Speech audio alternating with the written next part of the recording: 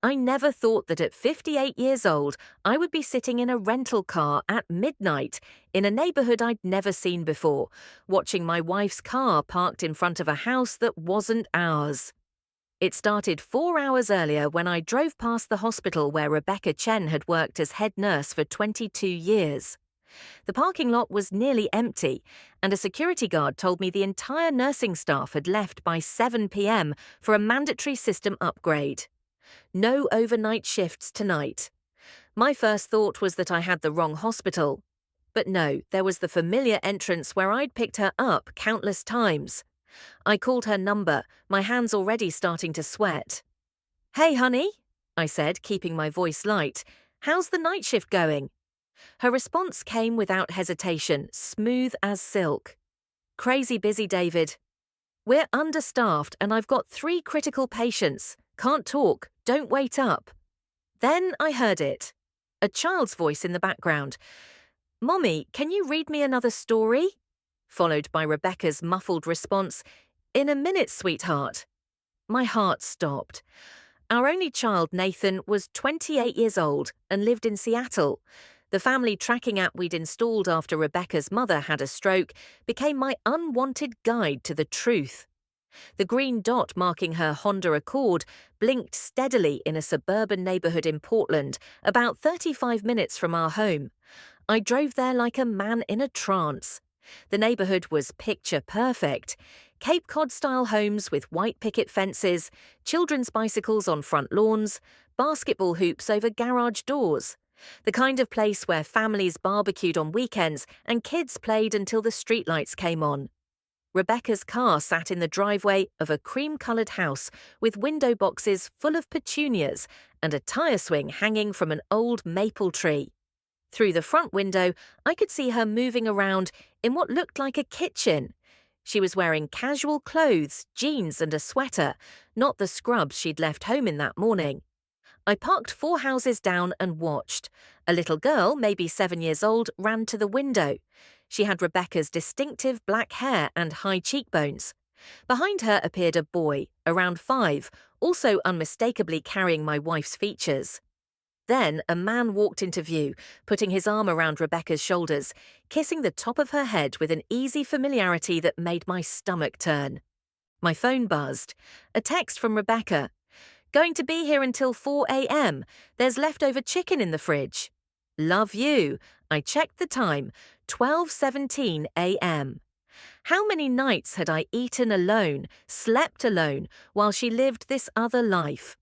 The physical pain hit me then, sharp and real, like someone had reached into my chest and squeezed. I must have passed out because I woke up slumped against the steering wheel at 6:15 a.m., my neck stiff and my eyes burning.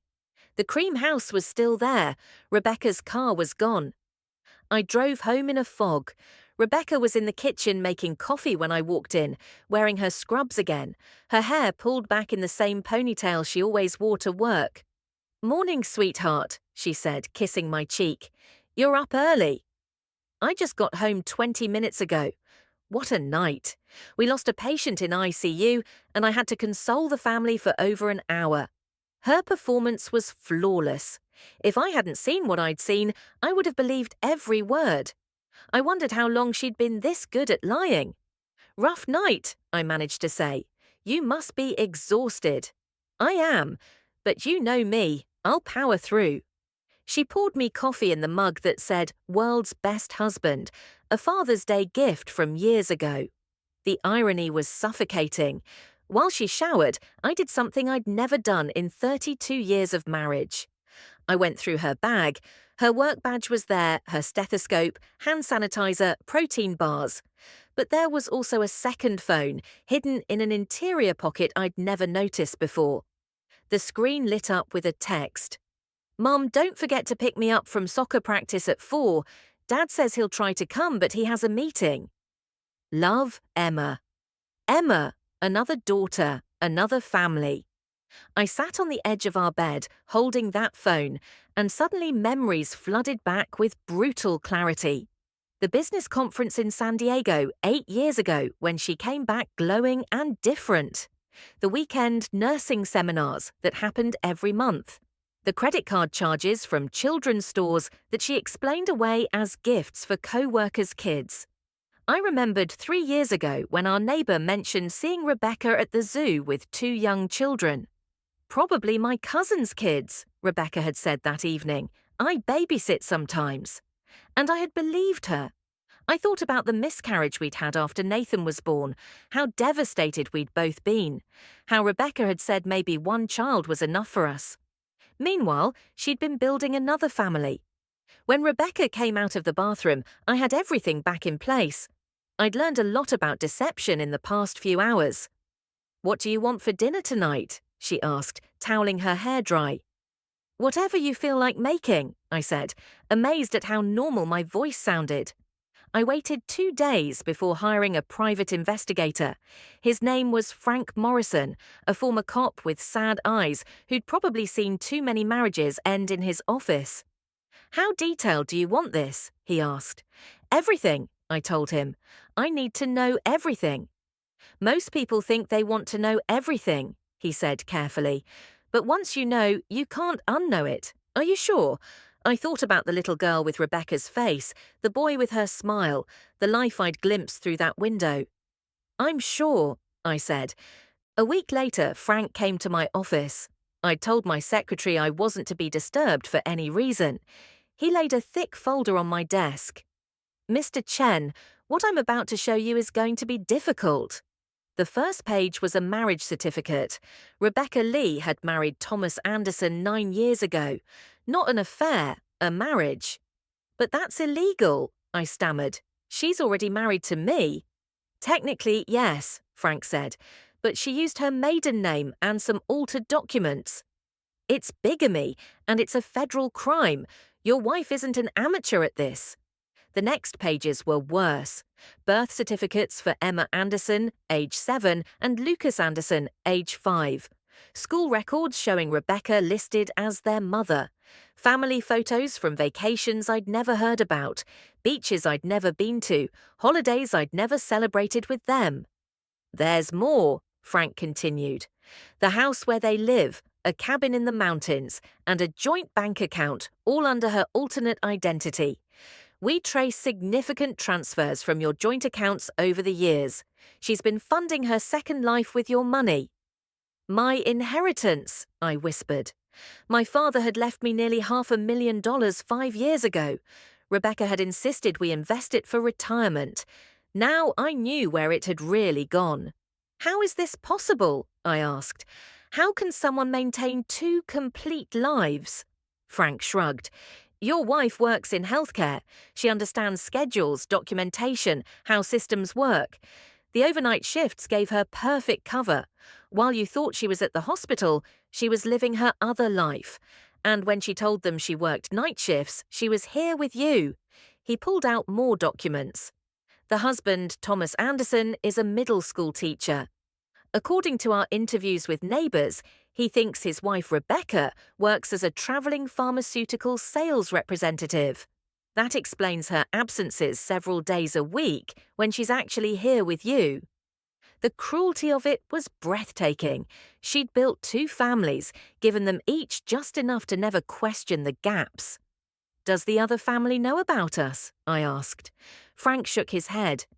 "No, and here's the thing that might hurt most. According to what we learned, Rebecca told Thomas that her first husband, David, died in a car accident 8 years ago. In her story for them, you're dead. I was a ghost in my own wife's narrative. She'd killed me off to make room for her other life." "Why?" I asked, though I knew Frank couldn't answer that. "Why would someone do this?" "In my experience," Frank said quietly, "some people can't choose. They want everything. Your wife met Thomas when she was treating him after he broke his leg about 9 years ago. According to the timeline, she got pregnant quickly. Maybe she felt she couldn't leave either life, so she kept both. I spent that night in a hotel, unable to face our bedroom, our house, our life built on lies. I called my son Nathan in Seattle. "Dad, it's midnight here. What's wrong?" I told him everything. I listened to my son's voice break, his anger, his disbelief, and finally his cold determination. "We're going to destroy her legally," Nathan said. He worked as a corporate attorney, and suddenly his legal mind was working on my behalf. "Bigamy, fraud, identity theft, we'll throw everything at her." "I don't want revenge," I said, though I wasn't sure that was true. "I just want to understand. Dad, she committed crimes, multiple felonies, and she did it with your money, your trust, your life. You need to protect yourself." My sister Jennifer, who worked in journalism, had a different take when I told her the next day. "We need to control how this story gets out," she said. "Because it will get out. When it does, you need to be the victim, not the fool." Over the next month, I built a case with the precision of a surgeon. Nathan handled the legal documents. Jennifer cultivated media contacts. Frank continued his investigation, uncovering more financial irregularities, more lies, more layers to Rebecca's deception. I discovered she'd been claiming 2 sets of children as dependents on separate tax returns.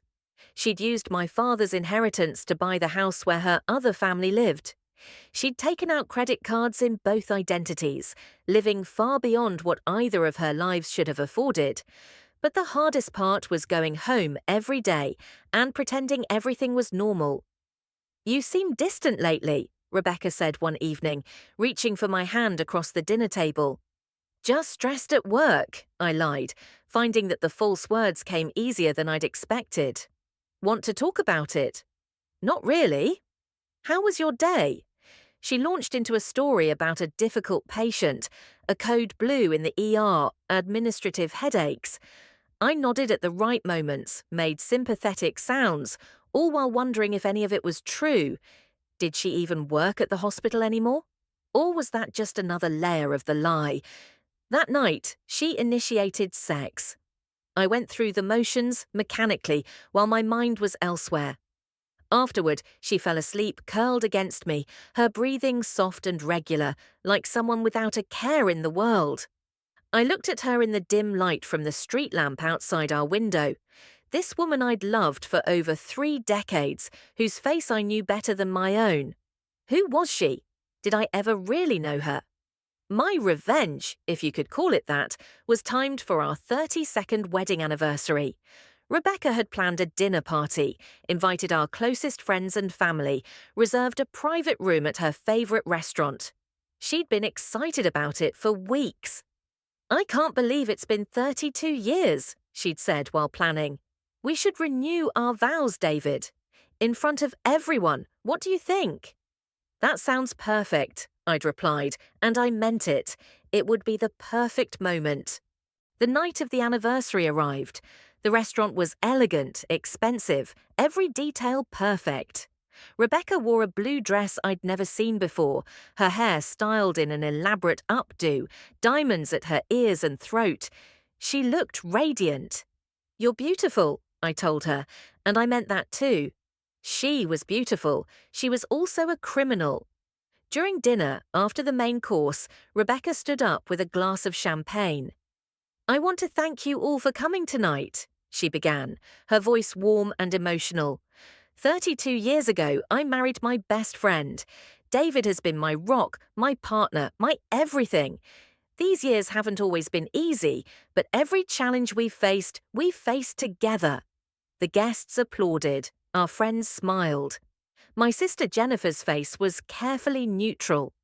"And so," Rebecca continued, pulling out a small box, "I want to renew our vows right here, tonight, in front of the people we love most." She opened the box, revealing a new wedding band. "David Chen, will you continue to be my husband for another 32 years? The room erupted in applause. Everyone was reaching for their phones to capture the moment. I stood up slowly. "Actually, I have something I'd like to share too." I pulled out my phone and connected it to the restaurant's screen, something I'd arranged beforehand with a generous tip to the manager. 32 years is a long time, I said, my voice steady. "Long enough to think you know someone completely." I pressed play. Rebecca's voice filled the room from a recording Frank had obtained. Tom, I'll be home by 9. Yes, David thinks I'm working overnight. He never questions it. After so many years, he just trusts me. It's actually kind of sad how easy this is. The silence that followed was absolute. Rebecca's champagne glass slipped from her hand, shattering on the floor. That's not, she started. The screen came alive with photographs. Rebecca and Thomas at their wedding on a beach, birth certificates for Emma and Lucas, family Christmas photos I'd never been part of, the ultrasound pictures she'd never shown me. Our friends stared in shock. My sister Jennifer was recording everything on her phone.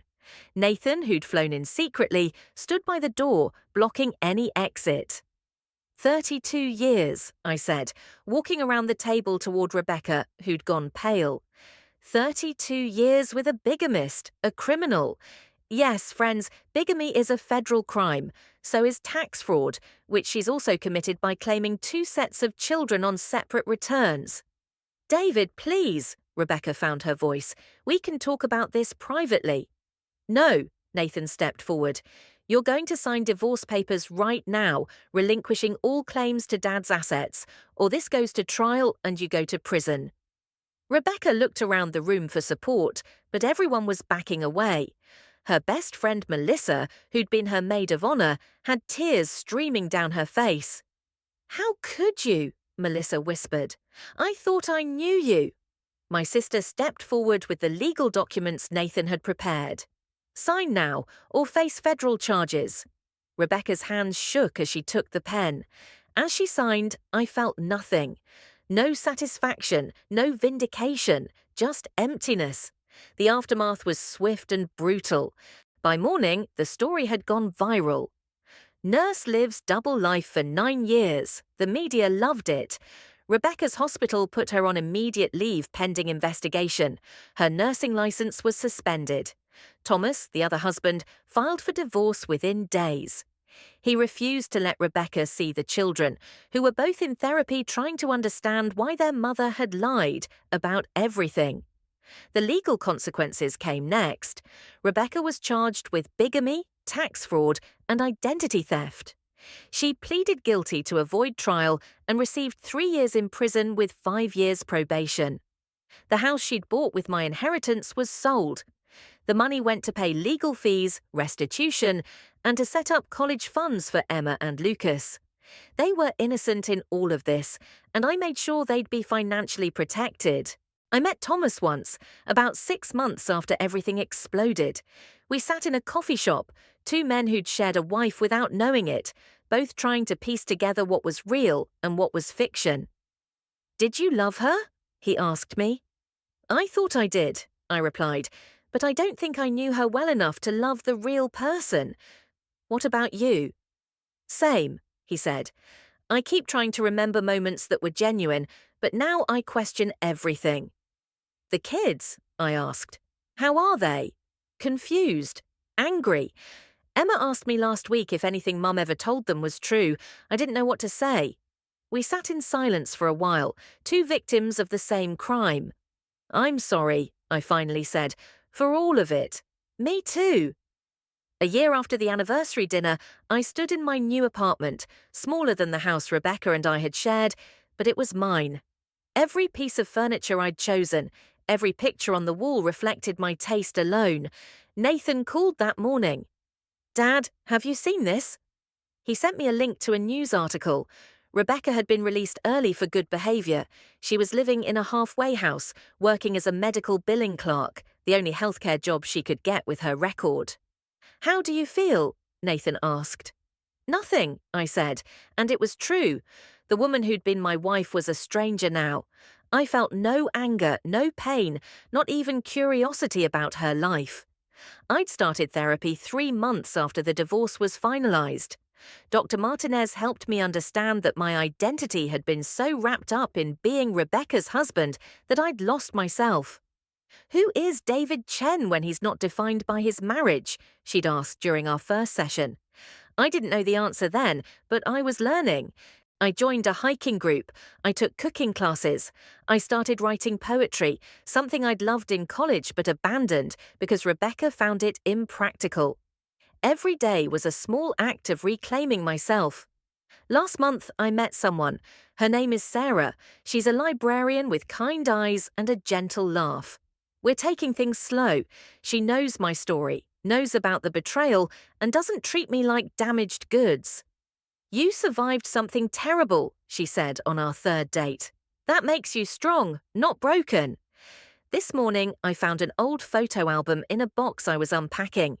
Pictures of Rebecca and me when we were young, newly married, genuinely happy. Or at least I thought we were happy. Now I'll never know what was real. I didn't throw the album away. I packed it in a box labelled Past, because that's what it is. Not my present, not my future, just a chapter of my life that's over. My phone rings. It's Nathan, calling with news that his wife is pregnant. I'm going to be a grandfather. That's wonderful, I tell him, feeling genuine joy for the first time in months. I want you really involved, Dad, Nathan says. I want my kid to know their grandfather, the real you, not the version you were with Mom. I'd like that, I say, and I mean it. After we hang up, I look at myself in the bathroom mirror. I'm 59 now, with more grey hair and deeper lines around my eyes. But the man looking back at me has something the old David didn't have: clarity, knowledge of who he is without someone else defining him. I think about Rebecca sometimes, wonder if she ever regrets the elaborate life she built and lost. But mostly, I think about the future. Tomorrow I'm flying to Italy. Just me, a backpack, and no plans except to see where the road takes me. Sarah offered to come, but I told her I needed to do this alone first, to prove to myself that I can. When you get back, she said, I'll be here. And I believe her. Not because I'm naive or desperate to trust again, but because I'm finally learning to trust myself. To trust my instincts, to trust that I deserve honesty. Before I leave for the airport, I write one final letter to Rebecca. Not to send, but to put my thoughts somewhere outside my head. Rebecca, I don't hate you. I don't love you either. I simply don't know you, and probably never did. For 32 years, I loved a carefully crafted fiction. The real you remains a mystery. I hope you find peace with what you've done. I hope Emma and Lucas get the therapy they need. I hope Thomas heals. As for me, I'm finally learning who David Chen is when he's not playing a role in someone else's elaborate lie. I'm free now. In a strange way, your betrayal gave me that freedom. So maybe, in the end, I should thank you. But I won't. David, I fold the letter, put it in the box with the photo albums, and close the lid. Then I grab my suitcase and walk out the door. Behind me is everything I thought I knew. Ahead of me is everything I'm about to discover. And for the first time in 32 years, I'm walking toward it alone, unafraid, and finally, completely myself. Did you enjoy this story? Let me know in the comments which city you're from. If you found this story meaningful, consider showing your support so I can continue creating more stories like this. Thank you for reading.